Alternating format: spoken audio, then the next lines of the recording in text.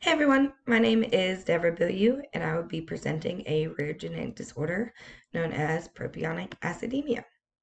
So, what is Propionic Acidemia?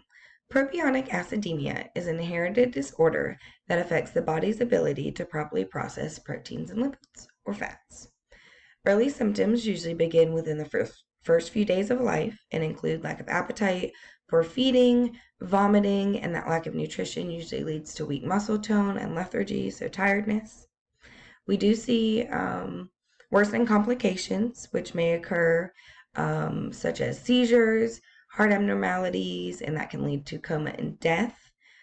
These tend to be complications of the brain and nervous system. We also see some children not develop symptoms until they are a child, and they don't actually develop them 1 to 3 days old, and this is known as late onset development. And that may include learning disabilities and delays in intellectual development. These symptoms may be triggered by health problems such as anorexia, so if the child's not eating, or fevers and infection. So, propionic acidemia is also a metabolic disorder and is classified as organic acid condition. So, that means it has higher than normal levels of organic acid in the body. And this is due to the lack of the enzyme that breaks down propionyl CoA, which breaks down protein and fats. So, this toxic buildup in the body can cause serious health complications and a buildup of acid in the blood, urine, and in the tissues as well. So that's a reason for a lot of the health issues that we see. Some history about propionic acidemia. In 1969, the first suspected case of propionic acidemia presented as a deficiency in the oxidation of propionate. So there was discovery of a altered chemical reaction affecting the production of fats. The following year, an affected patient was discovered to have propionyl CoA enzyme deficiency, and that was in their hepatocells, their liver cells. And there was no treatment at the time, so people were dying young and having some serious complications. And then 1974, low protein diet was introduced as a treatment for propionyl CoA. So then you can fast forward all the way to 2011. We still don't know much about the disease, but it is getting some national recognition, and it was presented at a conference for the Children's National Medical Center, and that brought some recognition and expanded on the common complications. So a lot has been discovered since the first case, but because it's so rare, it's hard to gather enough information on the disease. So you can see 2011, we're still learning about life history and varying complications. So some treatment, like we said, 1974, it was discovered the low protein diet. We also see treatment as special education, especially for late onset individuals. We see L-carnitine being prescribed, which is a safe and natural substance that helps the body make energy. It also helps eliminate harmful waste, which is like the organic acids. We also see some fluid therapy given, so IV glucose and IV lipids. Glucose can help the body focus on breaking down sugar for energy and prevent the breakdown of fat, so you won't have some of those complications associated with the disorder. And it also helps give nutrients when there's a lack of nutrients given to the individual. And then acute, so severe symptoms and exacerbations, you may see hemodialysis, which is a procedure that runs blood through a machine and eliminates some of those waste. And then also antibiotics. So if there's a bacterial infection on top of some of these symptoms, you'll give antibiotics, or you might give them preventatively in order to prevent a bacterial infection. So we keep saying rare, but what is rare? So in the U.S., 1 in 100,000 people are diagnosed with propionic acidemia. And then worldwide, the condition is more prevalent within Saudi Arabian populations, Inuit populations of Greenland, and some Amish communities. So what causes, deep down in our DNA, what causes propionic acidemia? So it's caused by mutation of two different genes. You can either have a mutation of one of these genes or both of these genes that you inherit from your parents. So we see PCCA and PCCB genes. So these two genes are responsible for the enzyme that helps break down protein-specific fats and cholesterol. PCCA is located on the 13th chromosome.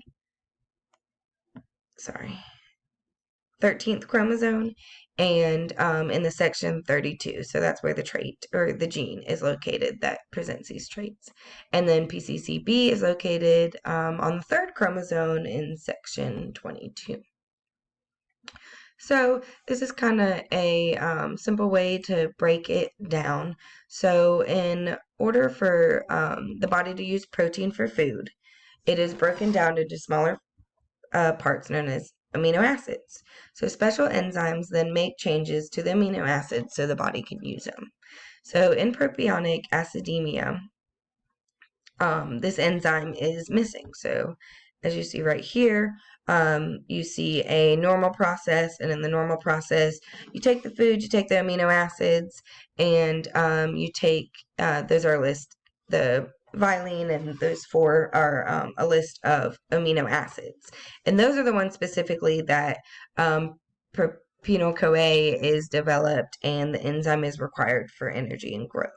So we see that not happening in on the right side for propionic acidemia, and that causes the buildup of organic acids and other harmful substances, which lead to the health problems associated. So how do we get this? How do we, why is it rare, and how is it passed down? So autosomes, so the mode of inheritance is an autosomal recessive pattern. So autosomal just simply means it's the first 2 pairs of chromosomes. All of the chromosomes except for the sex chromosome, which is the 23rd. So like we said, we're seeing chromosome 3 and chromosome 33 have these mutations. So so we can break it down. So the recessive pattern means you must inherit the gene from the both parents. So in order for an individual to have propionic acidemia, both copies of the mutated PCCA or PCCB gene need to be inherited. There are a few cases where affected people do just have one of the mutated genes, but that's not as common, so for simplicity, we'll stay with this. So as you see in this Punnett square, there's 2 little p's which represent on top, which represent someone that has propionic acidemia, and that would be one parent with that. And then the other side, you see a normal human being that does not carry the trait at all. So if you cross them, the chances of their offspring is 100% that their children will be carriers. So carriers are just, they have the trait, but they don't have both. So they won't have the symptoms, but they can pass it down.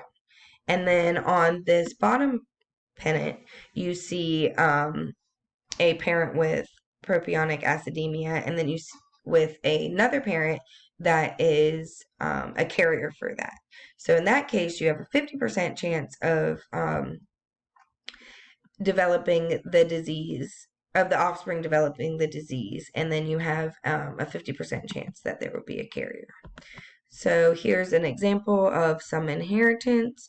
You'll see in the blank squares that are normal people, so it's not going to be passed down the line if no one has until the mutated gene is introduced. And then you'll see the carriers are the ones with the pink dot in the middle, and the affected are the red. So once it's introduced in the family, it's a lot easier to pass it down within the family as well. And then some genetic testing options. So you can find out now if the disease is happening. There are testing available to see if propionic happens, and this includes